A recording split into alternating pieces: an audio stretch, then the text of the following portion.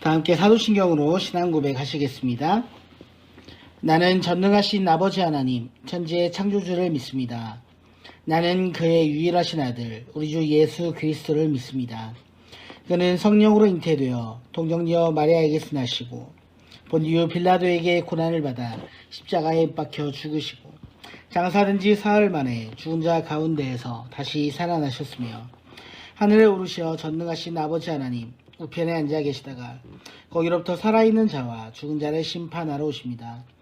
나는 성령을 믿으며 거룩한 공교회와 성도의 교제와 죄를 용서받는 것과 몸의 부활과 영생을 믿습니다. 아멘. 찬송가 161장, 이전 찬송 159장입니다. 할렐루야 우리 예수 부활승 전하셨네. 세상 사람 찬양하니 전사와 나마도다. 구주 예수 부활하사 사망 원세 이겼네. 구주 예수 부활하사 사망 원세 이겼네.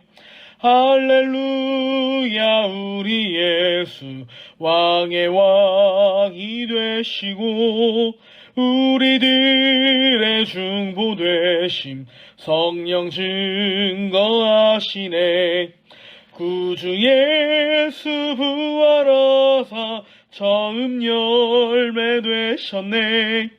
구주 예수 부활하사 처음 열매 되셨네.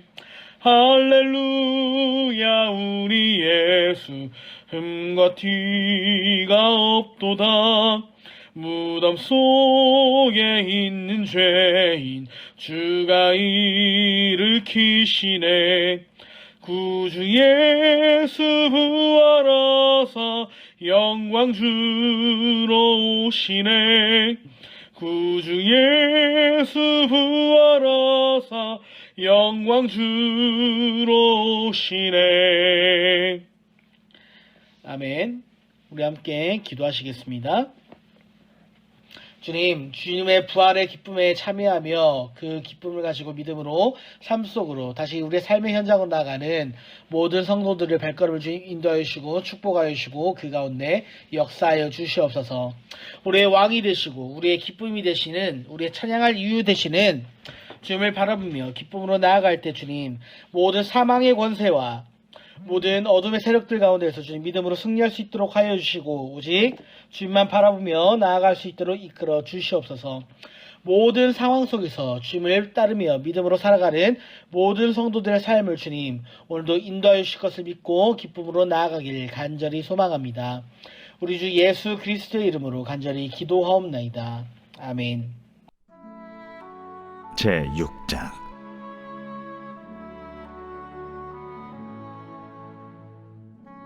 여자들 가운데에서 어여쁜 자야, 내 사랑하는 자가 어디로 갔는가? 내 사랑하는 자가 어디로 돌아갔는가? 우리가 너와 함께 찾으리라. 내 사랑하는 자가 자기 동산으로 내려가 향기로운 꽃밭에 이르러서 동산 가운데에서 양떼를 먹이며 백합화를 꺾는구나. 나는 내 사랑하는 자에게 속하였고 내 사랑하는 자는 내게 속하였으며 그가 백합화 가운데에서 그 양떼를 먹이는도다. 내 사랑아, 너는 디르사같이 어여쁘고 예루살렘같이 곱고 깃발을 세운 군대같이 당당하구나. 내 눈이 나를 놀라게 하니 돌이켜 나를 보지 말라. 내 머리털은 길르앗 산 기슭에 누운 염소떼 같고 내 이는 목욕하고 나오는 암양떼 같으니 쌍태를 가졌으며 새끼 없는 것은 하나도 없구나. 너울 속에 내 뺨은 석류 한쪽 같구나. 왕비가 60명이요 후궁이 80명이요 시녀가 무수하되 내 비둘기 내 완전한 자는 하나뿐이로구나. 그는 그의 어머니의 외딸이요 그 낳은 자가 귀중하게 여기는 자로구나. 여자들이 그를 보고 복된 자라 하고 왕비와 후궁들도 그를 칭찬하는구나. 아침빛같이 뚜렷하고 달같이 아름답고 해같이 맑고 깃발을 세운 군대같이 당당한 여자가 누구인가? 골짜기에 푸른 초목을 보려고 포도나무가 술이 났는가, 석류나무가 꽃이 피었는가 알려고 내가 호도동산으로 내려갔을 때에 부재 중에 내 마음이 나를 내 귀한 백성의 수레 가운데에 이르게 하였구나. 돌아오고 돌아오라 술람미 여자야, 돌아오고 돌아오라. 우리가 너를 보게 하라. 너희가 어찌하여 마하나임에서 춤추는 것을 보는 것처럼 술람미 여자를 보려느냐?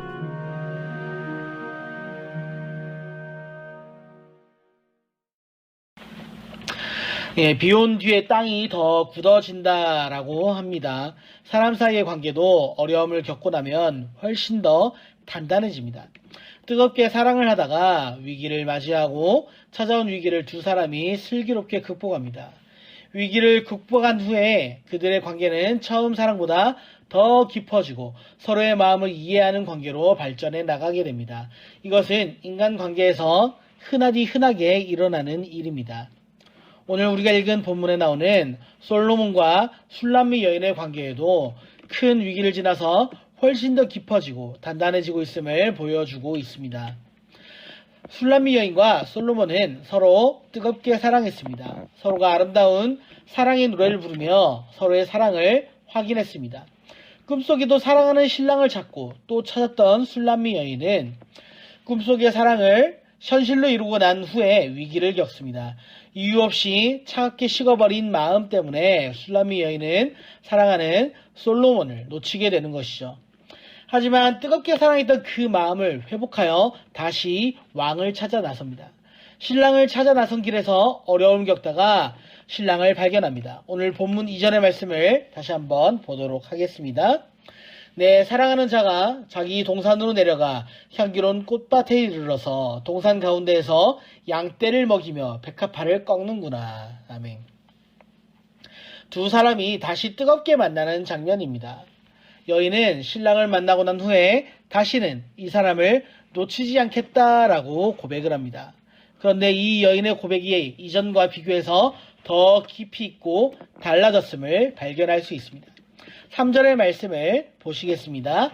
나는 내 사랑하는 자에게 속하였고 내 사랑하는 자는 내게 속하였으며 그가 백합화 가운데에서 그 양떼를 먹이는도다. 아멘.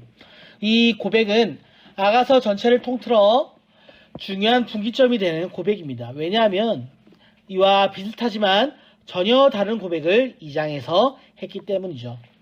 2장 16절 말씀을 다시 한번 제가 보도록 하겠습니다. 내 사랑하는 자는 내게 속하였고 나는 그에게 속하였도다. 그가 백합화 가운데에서 양떼를 먹이는구나. 아멘. 자, 2장 16절과 6장 3절의 차이가 무엇이 있을까요? 네, 비슷하지만 순서가 바뀌어 있습니다. 2장 16절은 내 사랑하는 자가 내게 속하였다라는 말을 먼저 하고 있지만 6장 3절은 나는 내 사랑하는 자에게 속하였다라는 말을 먼저 하고 있다라는 것이죠. 사랑의 고백이 앞뒤가 바뀌어 나타나고 있다라는 것입니다. 여인은 사랑은 자신이 타인을 소유하는 것이다 라고 생각했습니다. 하지만 사랑의 위기를 겪고 위기를 극복한 후에 여인은 이제 이렇게 고백을 하고 있는 겁니다. 나는 내 사랑하는 자에게 속하였다. 처음에 여인은 사랑하는 사람을 소유하기를 원했습니다. 자기가 소유하는 사랑은 그러나 오래 가지 못했죠. 여인은 소유하는 사랑을 가졌기 때문에 오래 지속되지 못했습니다. 자신의 꿈대로 결혼이라는 합법적인 관계를 통해서 남자를 소유했다라고 여겼습니다. 하지만 장난감을 손에 넣은 아이가 금방 실증을 내는 것처럼 여인은 사랑을 소유한 후에 차갑게 식어버렸습니다. 그 후에 다시 사랑을 찾게 되는데 그 큰 위기를 겪고 난 후에 여인은 이제 비로소 깨닫게 되는 것입니다. 사랑은 내가 소유하는 것이 아니다라는 것을 말입니다. 이 이후의 고백이 바로 6장 3절의 고백입니다. 자, 6장 3절의 말씀을 다시 한번 함께 보겠습니다. 나는 내 사랑하는 자에게 속하였고 내 사랑하는 자는 내게 속하였으며 그가 백합화 가운데에서 그 양떼를 먹이는도다. 아멘. 우리의 신앙 역시 이것과 같습니다. 처음에 신앙을 가질 때 나는 하나님을 내 마음대로 부릴 수 있다 생각했습니다. 내 인생의 욕망의 충족의 도구로 하나님, 예수님, 성령님을 함부로 소유하고 있다라고 착각하고 있습니다. 이것은 신앙이 아니라 불신앙입니다. 이 단계를 거치고 믿음이 성숙하면 하나님이 나를 창조하신 창조주라는 사실을 깨닫게 되는 것입니다. 하나님이 나를 창조하시고 나는 하나님께 속하였다라고 고백하게 되는 것이죠. 그런 단계까지 올라가야 믿음이 비로소 성장했다라고 말할 수가 있게 되는 것입니다. 베드로를 보십시오. 베드로가 얼마나 어린 신앙을 가지고 있었습니까?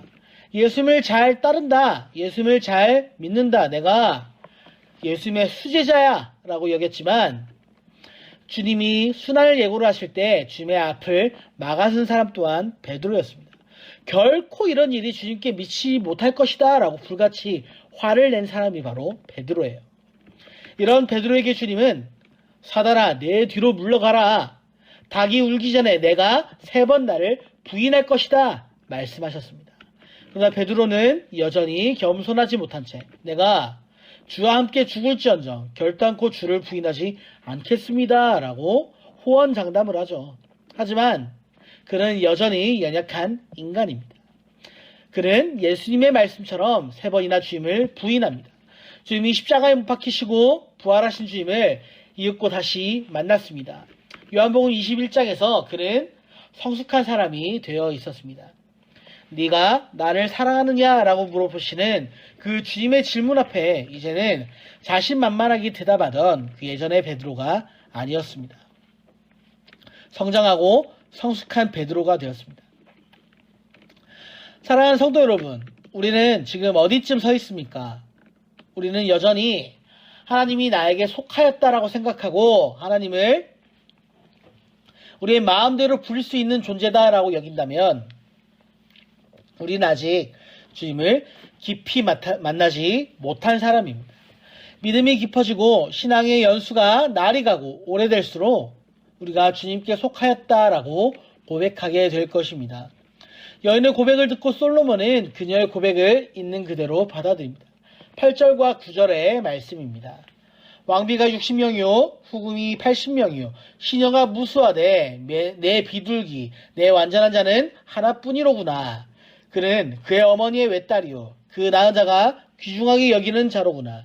여자들이 그를 보고 복된 자라 하고 왕비와 후궁들도 그를 칭찬하는구나. 아멘. 왕은 여전히 그 자리에 있었습니다. 여인의 변덕 때문에 이슬을 맞고 문 밖에 서 있었지만 신랑은 여전히 동산 가운데에서 양떼를 치고 있었고 다시 그 자리에 돌아온 여인에게 한결같은 사랑을 보여줍니다. 그에게는 많은 왕비와 후궁과 시녀들이 있었지만 의미 있는 이는 여전히 당신 하나뿐이라고 사랑의 고백을 하고 있습니다. 우리 하나님께서도 변하지 않고 여전히 나와 함께 하시는 분이시다라는 것을 믿으시길 바랍니다. 문제는 우리가 변덕스러워 이곳 저곳 우리의 마음이 움직일 뿐입니다. 하나님이 여전히 그 자리에서 양떼를 치고 우리를 기다리고 계십니다. 문제는 우리의 믿음입니다. 여전히 주님은 그 자리에서 많은 백성들 가운데 의미 있는 사람은 너 하나뿐이다 라고 말씀하고 계십니다. 신랑의 고백이 이전과 달라진 것은 아무것도 없지 않습니까? 신랑은 이전에도 이렇게 동일하게 말했습니다. 오직 너는 가시나무 가운데 피어있는 유일한 백합화라고 말했던 것처럼 오늘 여기에서도 여전히 나에게 의미 있는 이는 너 하나뿐이다 라고 고백하고 있는 것입니다. 하나님은 어디 가시지 않고 여전히 우리와 함께하고 계십니다. 우리가 다시 돌아와서 보면 하나님은 여전히 나를 사랑하신다 라고 말씀하고 계시고 여전히 나와 함께 있다 라고 말씀하고 계십니다. 오늘도 여전히 그 자리에 계신 하나님 앞에서 주님과 함께 동행하는 하나님의 믿음의 백성으로 다 살아가는 은혜가 있기를 간절히 축복합니다. 아멘. 주기도문으로 예배를 마치도록 하겠습니다. 하늘에 계신 우리 아버지, 아버지의 이름을 거룩하게 하시며 아버지의 나라가 오게 하시며 아버지의 뜻이 하늘에서와 같이 땅에서도 이루어지게 하소서. 오늘 우리에게 일용할 양식을 주시고 우리가 우리에게 잘못한 사람을 용서하여 준 것 같이 우리 죄를 용서하여 주시고 우리를 시험에 빠지지 않게 하시고 악에서 구하소서. 나라와 권능과 영광이 영원히 아버지의 것입니다. 아멘.